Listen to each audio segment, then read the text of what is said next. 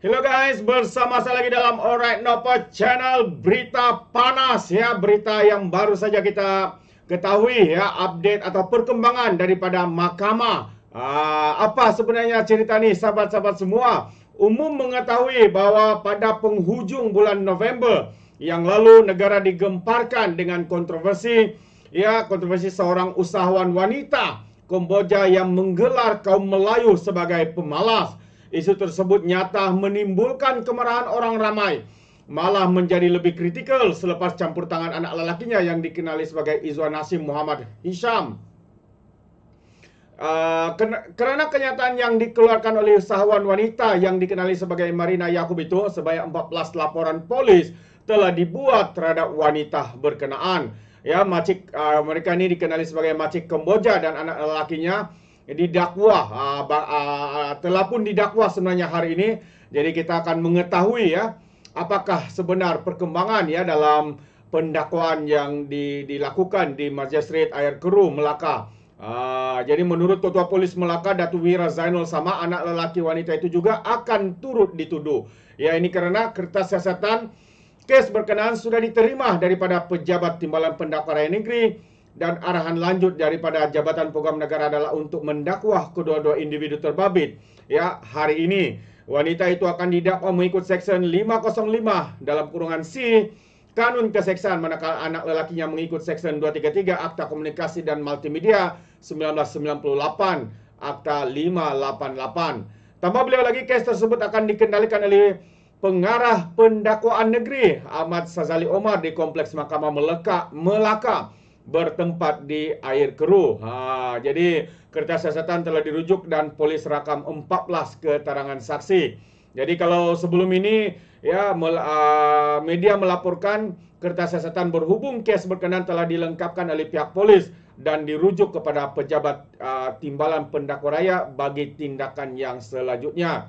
Dan difahamkan juga dalam kes ini polis ya turut menyoal siasat dan merakam keterangan 14 saksi yang membantu siasatan selain daripada wanita tersebut.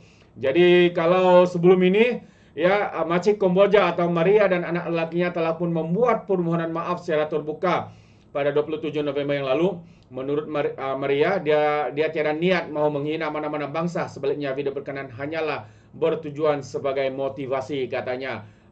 Sudah buat salah, baru terfikir untuk memohon maaf. Jadi sahabat semua, perkembangan hari ini ya berkaitan dengan kes ini ya, apabila membawa pada sebenarnya ya, apabila makcik Kamboja ini bergari ya di mahkamah hari ini.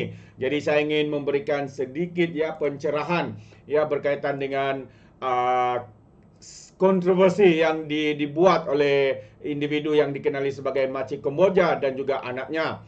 Jadi usahawan berketurunan Kamboja yang mencetuskan kontroversi kerana didakwa menghina bangsa Melayu dibawa dalam keadaan bergari selepas mengaku tidak bersalah di Mahkamah Seksyen hari ini.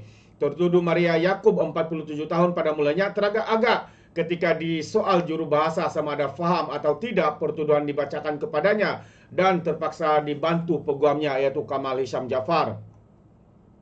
Dia yang berada di kandang pesalah kemudian mengangguk faham dan menjawab tidak mengaku bersalah dalam prosiding didengar Hakim Muhammad Sabri Ismail hari ini. Maria dibawa oleh anggota polis ke lokap mahkamah sementara menunggu urusan jaminan selepas Hakim Muhammad Sabri membenarkan ikat jamin sebanyak 15,000 ke atasnya. Anak lelakinya pula Izwan Hasham Muhammad Hisham 22 tahun turut dituduh dalam prosiding sama dan dibenarkan untuk dijamin sebanyak 10,000. Anak beranak itu bagaimanapun dikenakan syarat tambahan, yaitu perlu menyerahkan pasport kepada mahkamah dan tidak mengeluarkan sebarang kenyataan kepada mana-mana pihak sehingga kes itu selesai. Maria yang juga merupakan pemilik syarikat jahitan Pukal Maria Holding Sdn Berhad didakwa telah membuat satu penyataan melalui aplikasi TikTok dengan niat yang mungkin mengapikan kaum Melayu. Bagi perbuatan itu, tertuduh didakwa mengikut Seksyen 506 Kanun Keseksaan yang memperuntukkan hukuman penjara 2 tahun atau denda atau kedua-dua sekali jika sabit kesalahan. Sementara itu, Izwan didakwa di bawah Seksyen 233 dalam kurungan 1 dalam kurungan E Akta Komunikasi dan Multimedia 98 Akta 588 dan boleh dihukum di bawah Seksyen 233 Akta yang sama.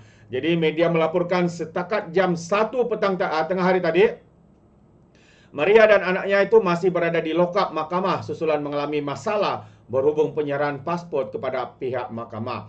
Itu dia apa yang berlaku, akhirnya membawa pada kerana tindakan dan kelakuan yang kita boleh anggap sahabat-sahabat semua sebagai satu kenyataan yang biadab. Datang ke negara orang tu kenalah ya, berfikir waras ya, jangan sembarang membuat ulasan ataupun membuat kenyataan yang boleh dilihat sebagai memberikan ketidaksenang hati khususnya kepada bangsa Melayu. Dengan tuduhan seperti ini ya, tidak seharusnya dilakukan ya, kerana kita di Malaysia ni ya, kita mempunyai pelbagai bangsa ya, tidak kira ada macam di Sabah, di Sarawak, di Semenanjung dan sebagainya. Sikap toleransi itu harus ada, dan sikap itu sepatutnya menjadi keutamaan ya, dan juga berfikir sebelum mengeluarkan sebarang kenyataan. Jadi apa yang berlaku akhirnya kerana kenyataan mereka itu dan di pula anaknya yang juga turut serta, akhirnya individu yang dikenali sebagai Makcik Kemboja ini, sahabat-sahabat semua, telah pun didakwa di mahkamah hari ini walaupun ya mereka tidak mengaku bersalah. Itu dia. Jadi menarik ya. Apapun kita akan update daripada masa ke semasa ya, skandal ini ya, kontroversi ya yang diwujudkan oleh Makcik Kemboja dan anaknya ini. Jadi apapun bagi kita di luar sana, sahabat-sahabat semua, pandangan saya, kita harus ya memberikan pernyataan yang bertolak ansur ya, berfikir ya sebelum membuat sebarang kenyataan sehingga akhirnya membawa padah kepada diri sendiri seperti apa yang dilakukan oleh Makcik Kemboja ini dan juga anaknya sendiri ya, mengena batang hidung mereka sendiri. Itu pandangan saya. Bagaimana pula dengan anda, sahabat-sahabat di luar sana? Sekiranya anda setuju atau tidak, anda boleh berikan sebarang komen dalam ruangan komen. Jadi sampai di sini saja, izinkan saya untuk mengundurkan diri. Dan seperti biasa, peribahasa mengatakan, tak apa pun kangkap, 2 ton keinginan. Dalam bahasa Melayunya, tepuk dadah, tanya selera. Sekian saya daripada Orang Dapat Channel. Kita berjumpa lagi dalam info dan update yang seterusnya. Sekian. Bye-bye.